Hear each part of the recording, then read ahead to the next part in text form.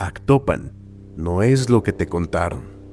Y no es exageración, porque hay cosas que han estado aquí toda la vida, enfrente de todos, y aún así, casi nadie sabe lo que realmente significan. Mi nombre es Adrián Perami, y sean ustedes bienvenidos.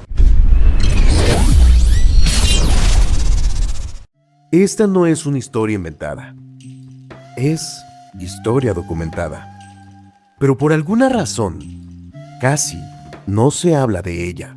Si eres de Actopan o te interesa su historia, lo que estás a punto de escuchar probablemente te haga verlo diferente.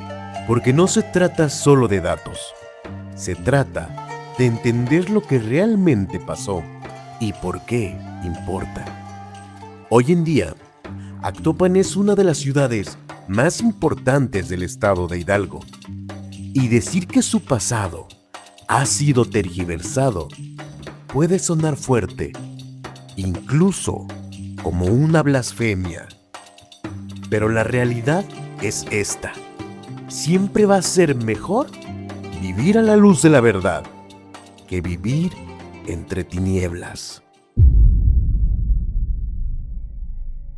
La etapa de la historia de Actopan Hidalgo que presenta mayores confusiones es la de los primeros años de la conquista española y la época precortesiana.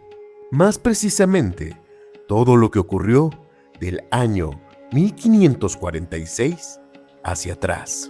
Sobre este periodo, varios historiadores han escrito libros, pero en mayor o menor medida han contribuido a generar confusión. Esto se debe principalmente a dos cosas. Primero, a lo escaso de documentos históricos de la región. Y segundo, a que los pocos que existen no han sido estudiados adecuadamente. Para entender todo esto, primero hay que explicar qué era realmente Actopan a la llegada de los españoles. En la época prehispánica y hasta ese momento, en el centro del actual estado de Hidalgo, existían 5 reinos indígenas importantes. Jilotepec, en lo que hoy es el Estado de México, Tula, Meztitlán, Tutotepec y uno más, prácticamente desconocido en la historia de México, Itzcuicuitlapilco. Este último fue la verdadera cabecera prehispánica de la región de Actopan. Y aquí es donde está uno de los errores más importantes, porque Actopan no era el centro. Era una pequeña comunidad, un barrio dependiente del reino de Izcuicuitlapilco, no al revés, como durante mucho tiempo se ha creído. Entender esto es fundamental, porque en esa imprecisión se encuentra la raíz de toda la confusión histórica. Otro tema que ha contribuido a distorsionar la historia es el demográfico. Muchos análisis se han basado en 2 documentos muy importantes, escritos alrededor del año 1570, los papeles de la Nueva España de Don Francisco del Paso y Troncoso y la descripción del Arzobispado de México. A partir de estos documentos, varios analistas llegaron a la conclusión de que Actopan era en la época prehispánica un centro altamente poblado de indígenas otomís. Pero esto es completamente falso, porque estos datos no corresponden a la realidad prehispánica, sino al resultado de un proceso posterior, conocido como congregación indígena, también llamada reducción de pueblos. Este proceso consistía en concentrar a la población dispersa en un solo lugar, elegido por los españoles, para fundar nuevas ciudades al estilo europeo. Y esto fue exactamente lo que ocurrió en Actopan a partir del año 1546. En la época prehispánica, el reino de Escuicuitlapilco era uno de los más poblados del norte del Valle de México, con aproximadamente 16,000 indígenas en su centro, según estudios de especialistas. Por esta razón, bajo las reglas españolas, Izcuicuitlapilco era el candidato natural para convertirse en la nueva ciudad. Sin embargo, las condiciones del lugar jugaron en su contra. El terreno era agreste y había escasez de agua. Por eso, los frailes y autoridades españolas decidieron cambiar de ubicación. Eligieron fundar la nueva ciudad sobre el pueblo de Actopan, un lugar con terrenos más planos y mejores condiciones para establecerse.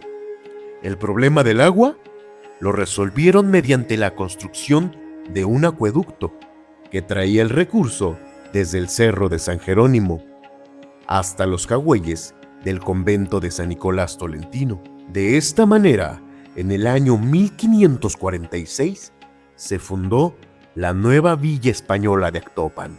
Pero esta fundación no fue un crecimiento natural, fue el resultado de concentrar a la población de más de 15 pueblos que formaban parte del reino de Izcuicuitlapilco.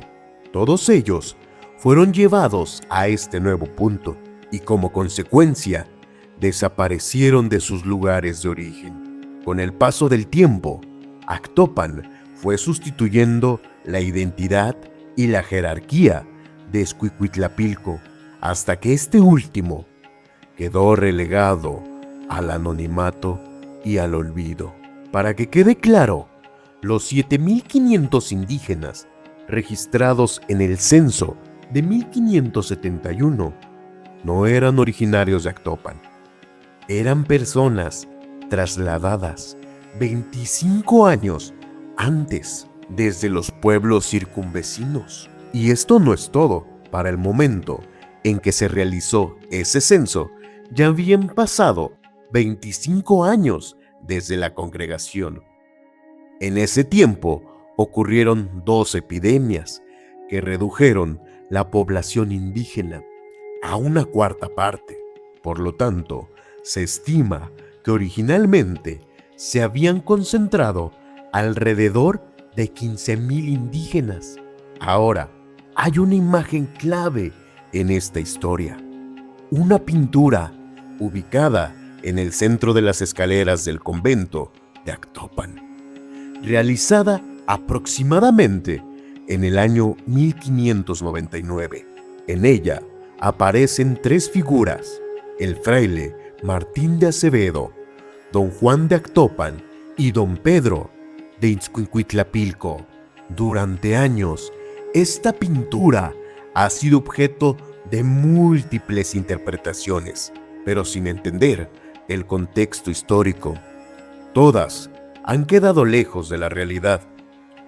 Esta imagen representa un testimonio de la conversión indígena a la religión católica en la región y también refleja la magnitud de la evangelización en el antiguo reino de Izcuicuitlapilco.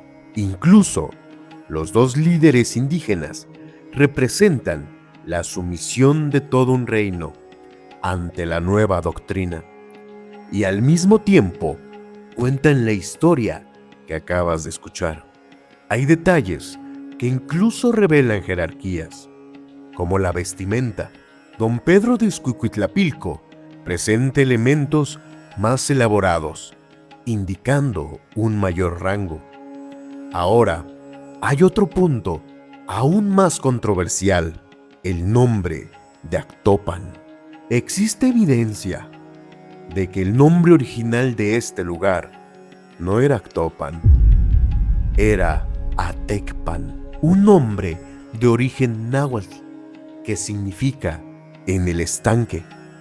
Con el paso del tiempo, el nombre fue modificándose en distintos documentos oficiales, apareciendo como Atocpa, Atocpan, Atucpa, Octupa, Atucpan, Octopan, hasta que finalmente, desde el año 1770, se adoptó oficialmente el nombre de Actopan. Este cambio está relacionado con la publicación de la matrícula de tribus, donde aparece el nombre Atocpan. Años después, en 1943, el antropólogo Robert Howard Barlow realizó estudios comparativos sobre estos nombres y encontró inconsistencias al ubicar geográficamente al Actopan mencionado en los códices.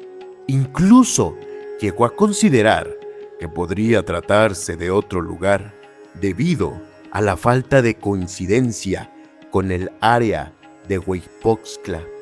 Sin embargo, ante la falta de pruebas, terminó aceptando la versión tradicional. Pero el análisis no termina ahí. Existe otro documento conocido como el Códice Xolotl. En una de sus láminas se representa el paso del caudillo Xolotl por el pueblo de Actopan, y junto a él aparece un glifo, un estanque con una banderita, lo cual refuerza la idea de que el nombre original era Atecpan. Y no solo eso, las crónicas de los primeros frailes mencionan la existencia de jagüeyes que almacenaban agua proveniente de manantiales, lo cual coincide con la idea de un estanque. Pero además, estas mismas crónicas describen Actopan como una tierra pobre, seca, donde los habitantes sobrevivían con tunas y el jugo del maguey, algo completamente opuesto al significado actual atribuido a su nombre, sobre tierra húmeda y fértil. Y entonces, la pregunta queda en el aire: ¿cuántas cosas más hemos dado por ciertas sin cuestionarlas? Porque al final, la historia no cambia. Lo que cambia es la forma en la que la entendemos.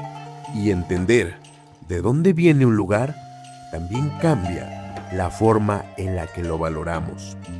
Actopan no es solo un punto en el mapa, es historia, es identidad y es algo que tal vez no hemos contado lo suficiente. Mi nombre es Adrián Perami y esta es una forma diferente de contar lo que siempre ha estado aquí.